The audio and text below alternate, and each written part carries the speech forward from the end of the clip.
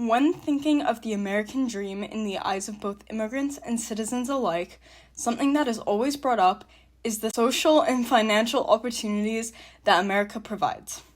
But is America truly the land of opportunity that people see it as? And is the opportunistic view of America actually realistic to the average citizen?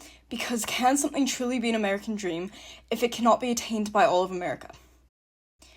As someone with two immigrant parents who came from the UK around 18 years ago, I've learned a lot about how different life is in the UK versus the US, and how America has influenced the way that me and my brother were raised in comparison to how we would have been raised if my parents had stayed in the UK.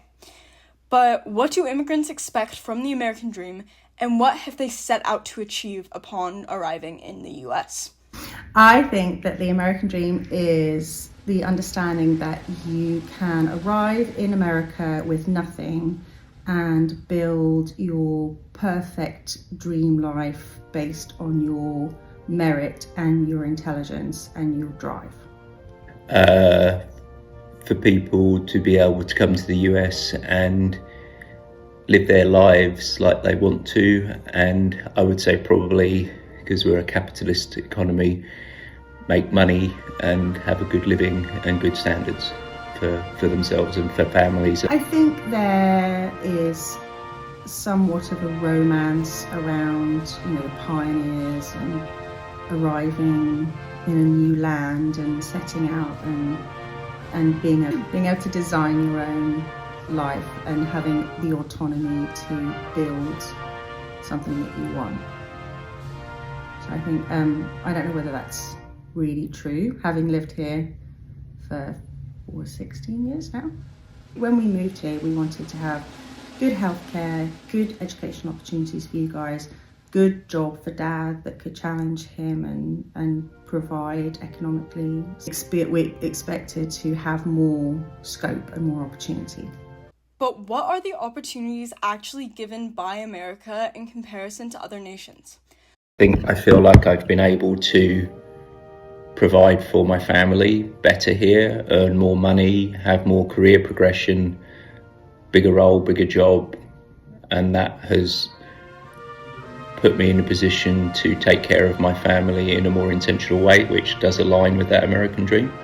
The opportunities for you guys as kids, so you and Nick, to go do things is greater than it would have been in the UK. One thing we can look at is the difference in healthcare systems between the UK and US.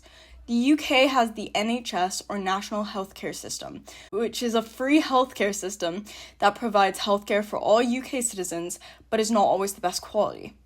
There's also private healthcare in the UK, which is usually better quality, but is not free.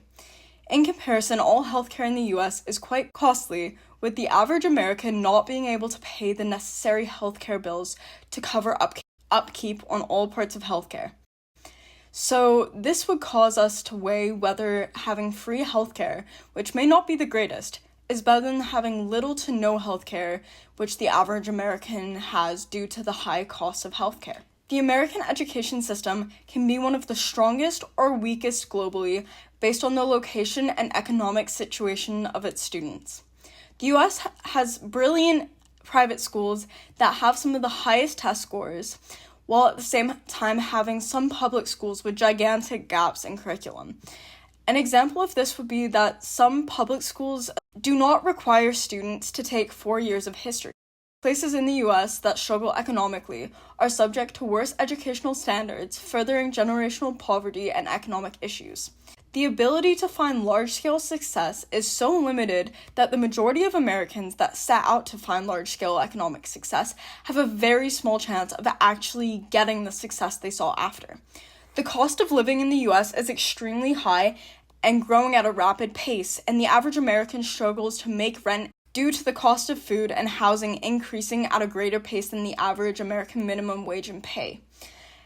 Also, the people who have found large economic success in America are, how do I say this?